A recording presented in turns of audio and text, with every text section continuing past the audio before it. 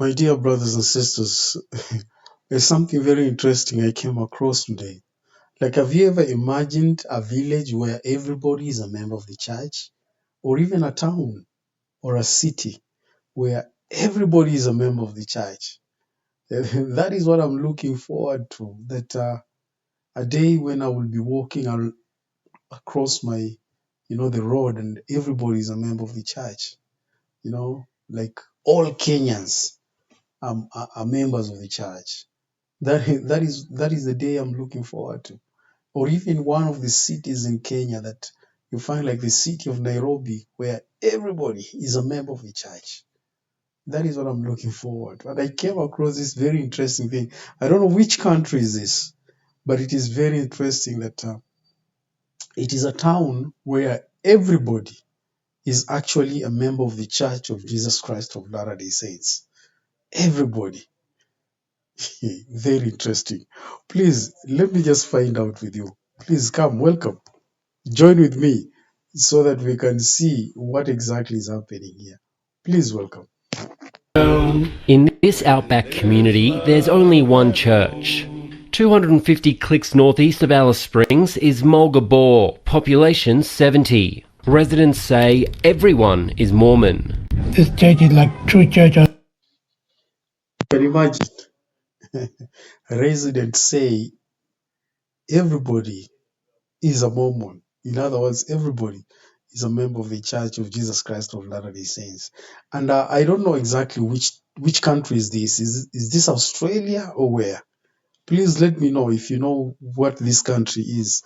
Let me know. You can drop on a comment there for us to know. The Mormon Church, Jesus Christ Church, and that's why they make me feel happy and keep me strong.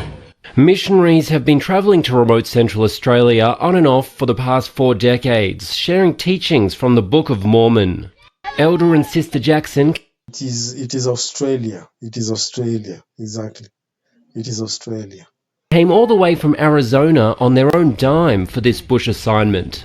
We are simply here to support the church's vision of bringing everybody to Christ. Every day they drive for hours to remote communities dotted across the central desert to get their message out, relying on special pictorialized teachings from the scripture painted by local artists like Marie Ryder, who joined the church almost 30 years ago.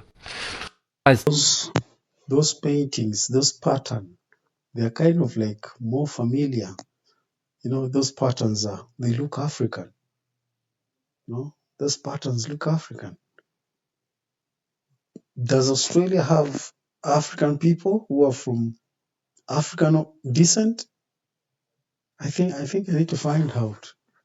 I need to find out about that, because those patterns are purely Bantu patterns. Purely Bantu patterns. Purely Bantu patterns. Like Marie Ryder, who joined the church almost 30 years ago. Today, she paints stories from the Book of Mormon using ancient symbols and techniques passed down by her mother. I've been doing it traditionally, putting like the U shapes representing people. And yeah. I tell you, those patterns, those are Bantu patterns. And the Bantus had a way of communicating with each other and all that. They had a way of communicating which is now, today it's called writing. But they were actually putting things in symbols. And each symbol had a meaning. We have them even in our home, in our homes, in our roots today. Like for those who had a privilege to, be brought up with their grandparents, they actually know these things. These are Bantu patterns. And that's why I was asking, is Australia having Africans? Does it have people of African origin? Because these are Bantu patterns. Traditional and Bible stories combined. That's how I do it. Since arriving in Australia in 1840, the church today has more than 150,000 members.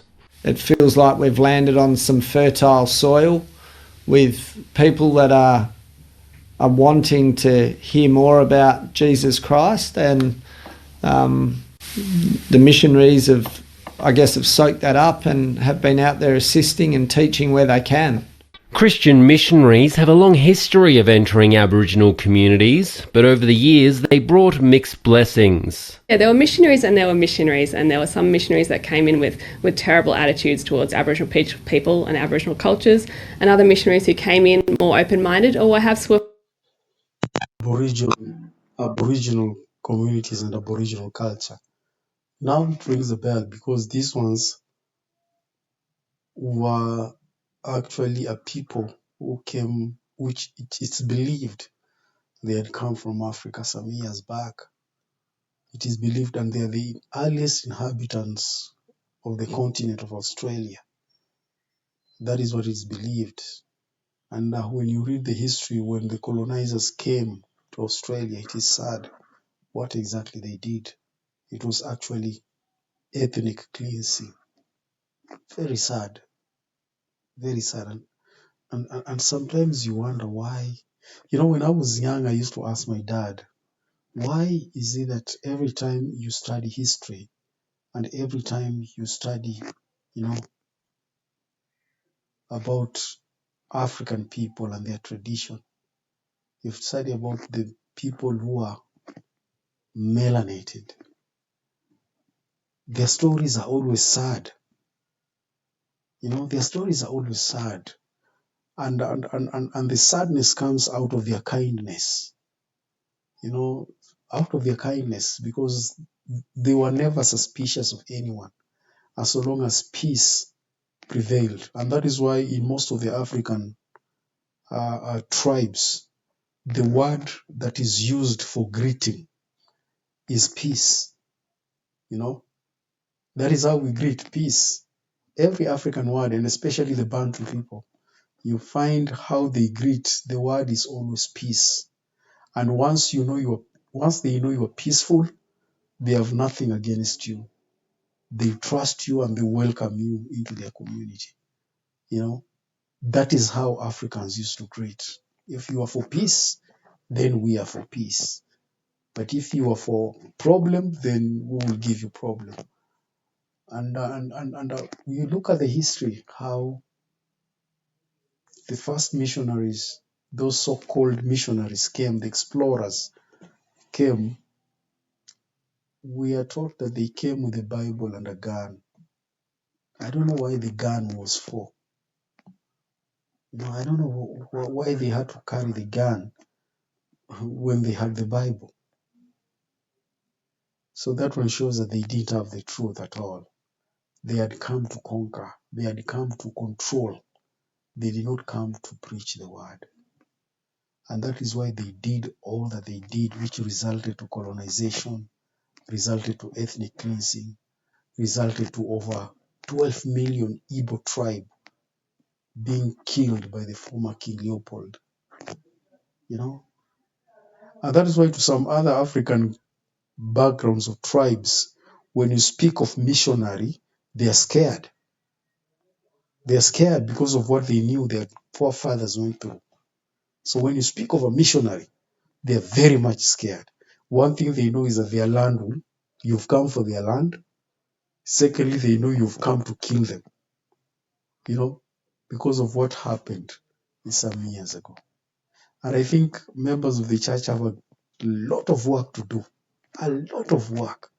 First of all, to deal with the mindset of the people and the way they perceived missionaries to be, and who true missionaries are.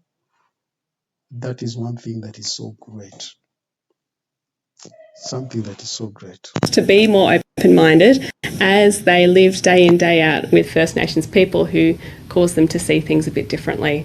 Residents in Mulgabor say those teachings, like avoiding alcohol, tea and coffee and donating a tithe to the church, have changed things for the better. My dad used to say to me, like, if we keep your culture strong, you will keep your community strong. We feel right at home here.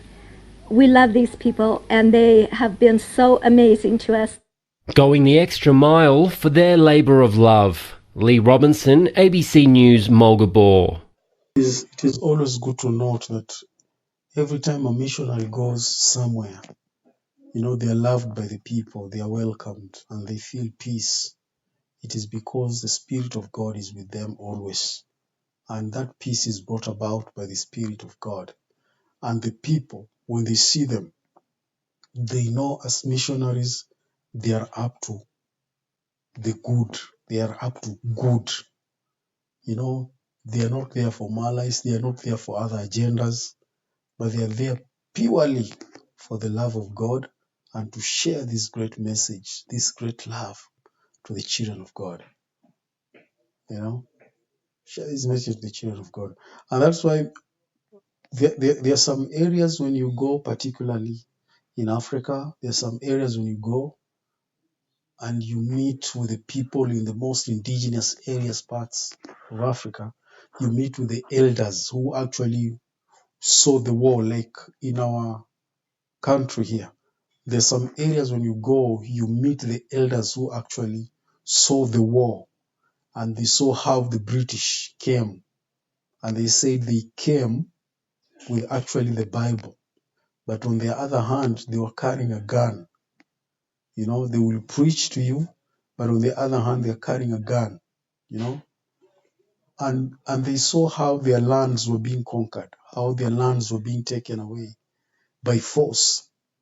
And at times they wondered, because when they saw these people, they welcomed them with a lot of love because they made peace. And there is nothing an African will value more than peace. And that's why every time they will always greet you peace. Like for example, in my mother tongue, the Luya people, when we greet saying Mirembe. Mirembe means peace. When you go to other countries, or you go to other Bantu languages, you'll find they will greet you in another way, which when it is interpreted, it means peace.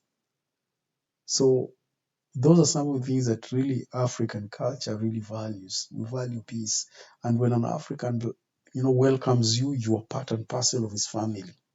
He has no any other hidden agendas and all that. With them, once you've welcomed, you are welcomed, and you are part and parcel of their country. But the problem is that what the so-called early missionaries of these so-called mainstream churches, what they did, it was bad.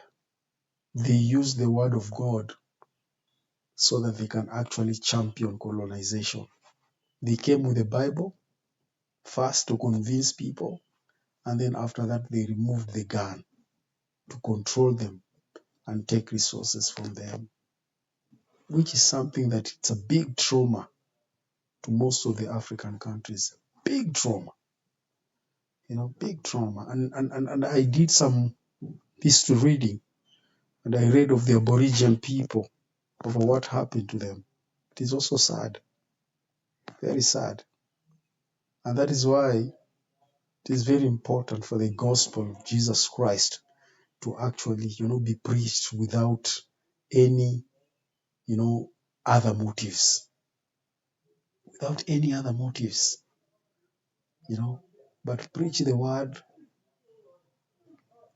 with the Spirit of God, so that the Spirit can always testify to people and let them actually accept the word. And that is what it is, my dear wonderful brothers. That is what it is. And that is why you find missionaries of the Church of Jesus Christ of Latter-day Saints, when they go anywhere, they are actually loved. They are loved and they are welcomed. Why? Because what they have is purely the gospel of Jesus Christ. They don't have any other motive. And that's why it is easy for them to blend with other people. Very easy to blend with other people. Why? Because it's purely the word of God. Purely the word of God. And that is what it is, my wonderful brothers and sisters. And until next time, we'll see you next time.